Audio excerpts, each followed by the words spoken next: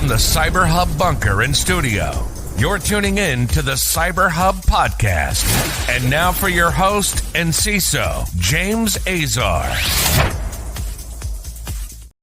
Good morning, security gang. Welcome to another episode of the CyberHub Podcast. It's Wednesday, May 24th, 2023. What an exciting show we have for all of y'all today. Some updates on some data breaches we've been covering for the last month.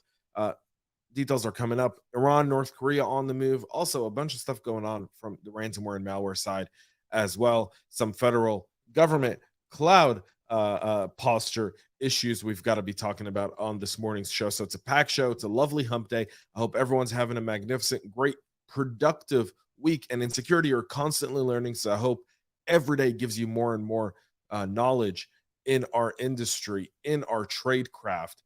And I will give you some knowledge about an espresso I enjoy drinking.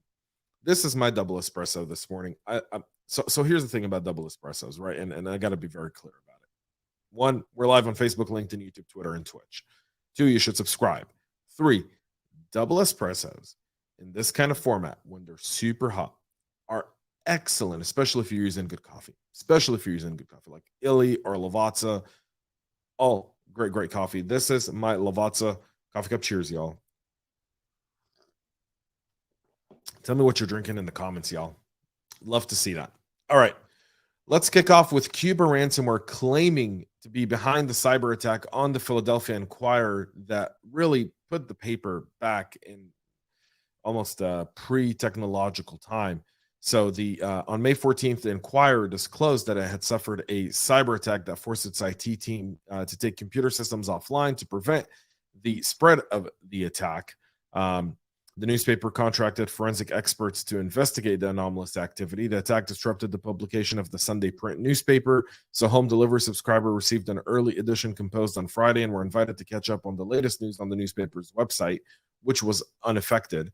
The Inquirer publication disruption is the most significant the company has faced since the blizzard of January 7th and 8th in 1996 and comes just days from the primary for the 100th mayoral election in Philadelphia. At the time, a spokesperson for the newspaper did not clarify if the attack was ransomware and requested patience. However, today the attack was claimed by the Cuba Ransomware gang in a post in their extortion site declaring they stole files from the newspaper's computer. The stolen data, now publicly released, includes financial documents, correspondence with bank employees, account movement, balance sheets, tax document, compensation, and as well as source code. All of that dropped here.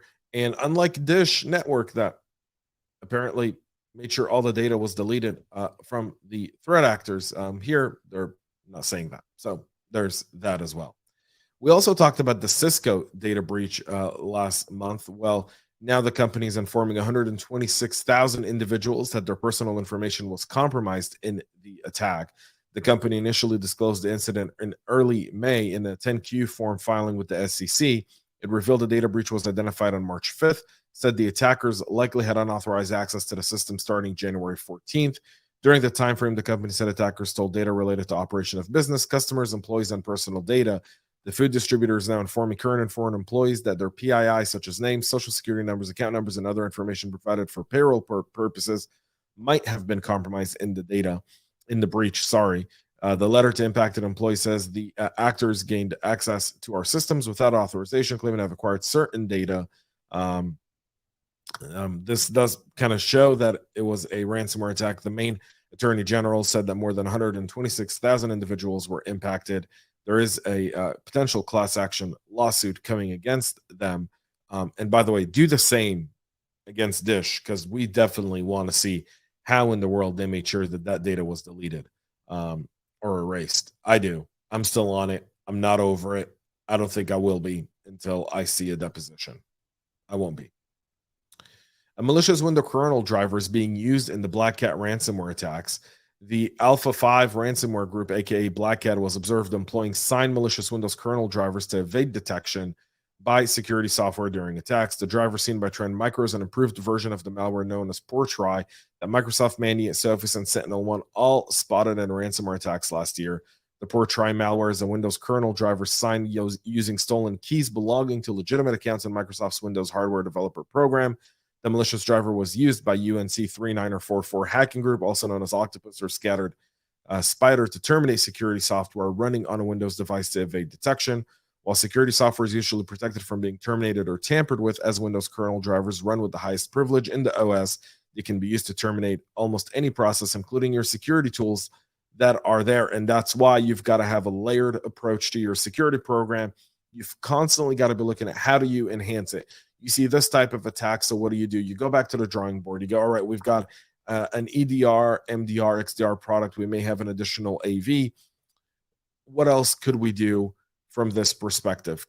Is there an alert we could set? Is there a script we could write? Are there tools out there that can help us solve this problem?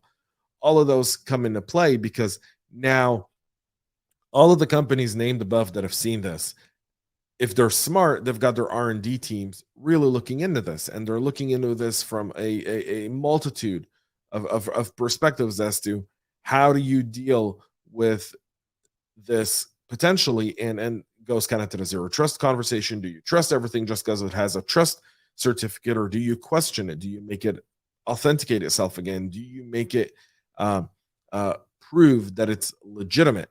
And if something kills a process, how do you track that? Suggestions in the comments are always welcome. Trend Micro observed that following exposed commands can be issued to the driver, like activating, deactivating, killing a user mode process, delete specific file path, copy files, force copy files using a similar mechanism, and so forth. So an advanced new type of attack that's going to require us to go to the drawing board. I'll be doing some more research on this. I've got a multitude of ideas, by the way, as I read this this morning, and I think there's some really, kind of some really good ways to do this, some really bad ways to do this, but nonetheless, there's ways to mitigate it. The Government Accountability Office report shows that the Department of Agriculture, Homeland Security, Labor, and Treasury have all not implemented 6 key cloud security practices to their systems. The 60-page report said only one agency fully implemented 4 practices for most of its systems, while 3 other agencies fully implemented 3 practices to their systems. The remaining were either partially implemented or not implemented at all. Cloud security practices that were fully implemented for almost all systems, the GSA, include defining security responsibilities, documenting ICAM policies and procedures, documenting procedures for incident response and recovery. Partially implemented or not implemented cloud security practices include defining security metrics in an SLA, implementing continuous monitoring, and addressing FedRAMP requirements. Although the agencies developed a plan for continuous monitoring, they did not always implement their plans. In addition, agency service level agreements did not consistently define performance matrix, including how they would be measured and the enforcement mechanism. According to the report, the federal agencies should fully implement all key cloud security practices to ensure that the confidentiality, integrity, and availability of information contained in their cloud system is not at risk. Now, I'm going to go to this and point out something else. Chris Ingalls has resigned. There's no cyber czar in the White House. General Nakasone over on the NSA side and Cyber Command is getting ready to retire in 3 to 4 months. At the moment, there's no declared leader on cybersecurity. And while things can operate, we all know that operating without leadership means operating without decision making. And a lot of this stuff gets set back because these different departments within the government are looking for guidance, they're looking for support, and they're not always getting it. And so, I mean, the process here is mind-boggling. The fact that this is also impacting the Department of Homeland Security. The Department of Homeland Security, which, by the way, oversees CISA. CISA, Jen Easterly, reports to the Secretary of the Department of Homeland Security. They haven't fully implemented continuous monitoring for selected platforms as a service, security as a service, and infrastructure as a service system to define performance matrix and SLAs, implement the FedRAMP requirements for those same systems, and require service providers to comply with FedRAMP security authorization requirements. That's DHS, the Department of Homeland Stupidity or Security, either way you look at it. Seriously. I mean, CISA is part of your department. How is this not? How are you not going to CISA and going to Jen and her team and saying, get us up to code, and then go work with Treasury and go work with Labor and go work with Agriculture to get them up? What are they doing? These are simple mechanisms. You've got the tools at your disposal. The government has spent a ton of money on cybersecurity. They are constantly upping these budgets. Where's that money going, and why isn't this basic stuff done? I'm frustrated by this because every time I read it, I see it, and I'm just frustrated. It frustrates me. I'm sorry. It frustrates me because our adversaries see the same news I do and go on and try to target these agencies. And then when they're successful, we go, well, we need more money. You've got money. How much more do you need? What do you need to get the job done? And let's spend the taxpayer money effectively. Iranian threat actors are using a newly identified Windows kernel driver in attacks against Middle East targets. It's dubbed Wintapix. The driver uses the donut of position-independent code, enables in-memory loading of payloads through shellcode using processes hollowing or threat hijacking. Wintapix appears to have been active since at least mid-2020, likely developed by an Iranian threat actor and primarily used against attacks in Saudi, but also Jordan, Qatar, and the UAE. According to Fortinet, the driver was likely used in some major campaigns in August and September of last year and in February and March of this year, albeit it remains under the radar to date. Observed samples have compilation dates of May 2020 and June 2021, but were seen in the wild much, much later. Iranian threat actors are known to have exploit Exchange servers to deploy additional malware. It's also possible that this driver has been employed alongside Exchange attacks. To that point, the compilation time of the drivers is also aligned with times where Iranian threat actors are exploiting the Exchange server vulnerabilities. So Iran going with this one, again, targeting Windows kernel mode functions, very similar to what was happening there. The North Koreans are also on the move, with the Kimsuky hackers striking again with advanced malware. Kimsuky has been observed using a piece of custom malware called Random Query as part of a reconnaissance and information exfil operation.